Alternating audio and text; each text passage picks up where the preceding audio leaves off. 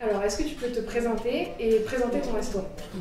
Alors moi c'est Julie et je suis l'une des gérantes du Itsy Bitsy.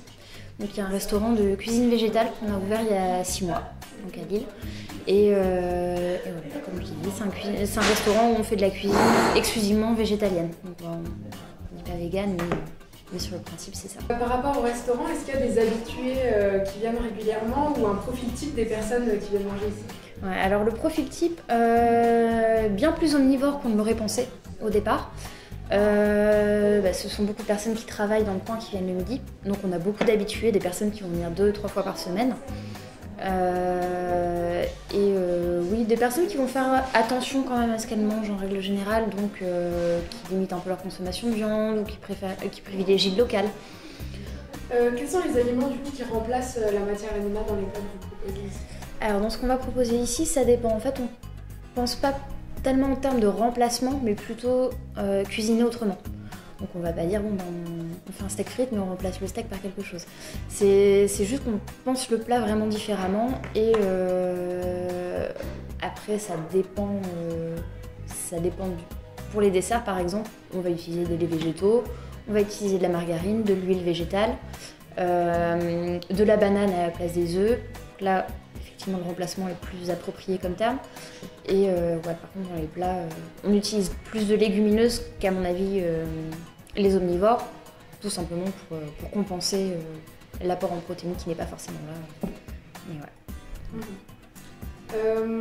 Est-ce que tu penses que ces régimes végétariens, végétaliens, etc., c'est un effet de mode?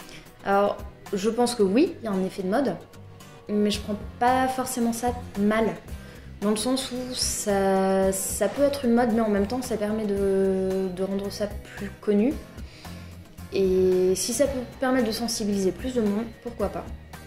Et qui plus est, cet effet de mode fait que l'offre se diversifie nécessairement, même si c'est parce que des personnes vont faire ça uniquement pour l'aspect business de la chose. Ça rapporte de l'argent, certes, mais au moins ça permet de rendre cette offre plus étendue, plus démocratisée et de convertir plus de personnes au long terme. Donc oui, et c'est pas forcément une mauvaise chose. Après, est-ce que toi personnellement tu milites contre la souffrance animale et la consommation de viande ou de produits d'origine animale? Alors moi je milite pas, mais parce que c'est pas dans mon caractère en règle générale.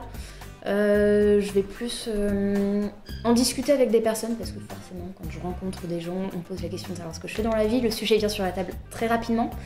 Et moi j'ai plus une approche je t'explique pourquoi je fais ça.